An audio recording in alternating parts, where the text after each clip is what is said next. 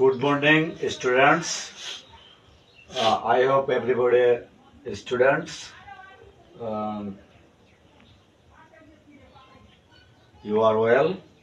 I am so fine. Please be quiet. Look at the whiteboard. Listen to me. Today discuss English.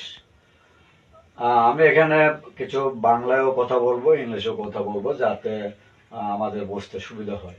এখানে দেখো English লিখেছি। English দ্বিতীয় পত্রের grammar নিয়ে এখানে আলোচনা করব।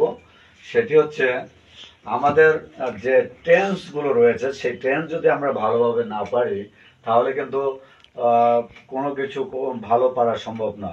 একদিকে ভয়েস চেঞ্জ, অন্যদিকে যাই বলি না কেন, ন্যারেশন, তারপর ইংলিশ গঠন করা, এইগুলো পারার জন্য অবশ্যই সেই 12টা যে টেন্স, এটাকে তোমাকে জানতে হবে। এরপর সেন্টেন্স জানতে হবে, এরপর পার্ট অফ স্পিচ জানতে হবে, রিরাইট ভার্বগুলো জানতে হবে, তারপরে স্ট্রাকচারের ফর্মুলা জানতে হবে। এখন যে জিনিসটা নিয়ে আমি এখানে আলোচনা করব, দেখো প্রেজেন্ট ইনডেফিনিট স্ট্রাকচার আমি কিভাবে ম্যাথমেটিক্যাল টার্ম অনুসারে সেট করেছি এখানে।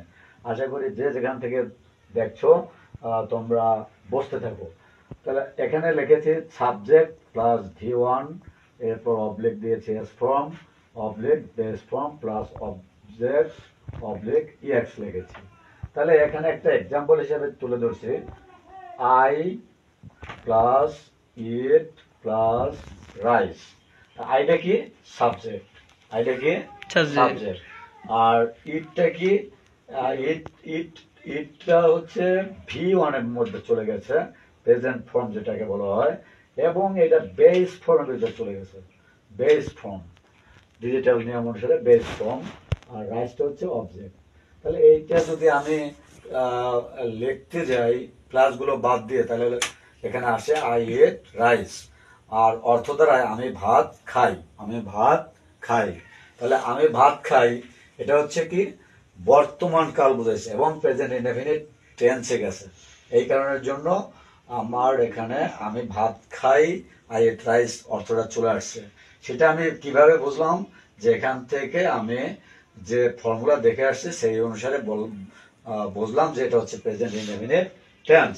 এই প্রেজেন্ট ইনডেফিনিট টেন্সের ভিতর আরো কতগুলো নিয়ম আছে, তার আরেকটি নিয়ম আমি তুলে ধরছি এখানে। দেখো, হি ইটস রাইস। তাই এখানে হিটা কি? সাবজেক্ট। আর ইটস যেহেতু এস, ওয়ার্ডটা যখন থার্ড পারসন সিঙ্গুলার নাম্বার হয়, তখন মূল ভার্বের সাথে এস বা ইয়ের যোগ করতে হয়। তো এইটার লাগে এস যোগ আছে, এই কারণের জন্য এইটা এস ফর্মে চলে গেছে। এখানে ডিজিটাল নিয়ম অনুসারে এস ফর্মে চলে গেছে। আর রাইস অবজেক্ট হিসেবে থেকে গেল। আর এটা যখন আমি টোটাল লিখতে যাব, হি ইটস রাইস, সে ভাত খায়। তাই আমাদেরকে এগুলো জানার জন্য সাবজেক্ট গুলো ভালো করে চিনতে হবে, যাতে যেমন আমরা ফার্স্ট পারসন, তোমরা সেকেন্ড পারসন, বাকি সব থার্ড পারসন, এগুলো আমাদের জানতে হবে। তাহলে হিটা কি? থার্ড পারসন এবং সিঙ্গুলার নাম্বার। এই কারণের জন্য কিন্তু এখানে এস যুক্ত হয়েছে এবং এস ফর্মে চলে গেছে। এটা একটি ডিজিটাল পদ্ধতি। আশা করি তোমরা বুঝতে পেরেছো।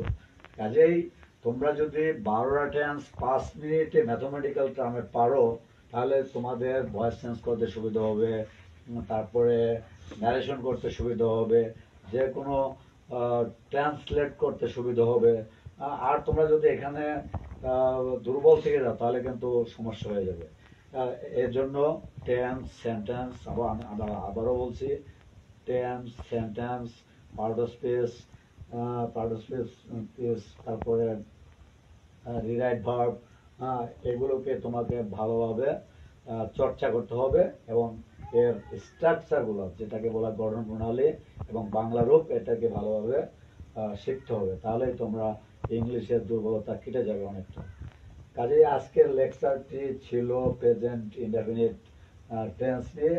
আশা করছি যে যেখান থেকে ক্লাসটি দেখতে পাচ্ছ, তোমাদের হয়তো বা কাজে লাগতে পারে। আজকে এ পর্যন্তই। তোমরা ভালো থাকো। পরবর্তী ক্লাসে আবার অন্য কিছু তোমাদের দেখানো হবে। সে পর্যন্ত তোমরা ভালো থাকো। সবাইকে ধন্যবাদ জানিয়ে এখানে শেষ করছি।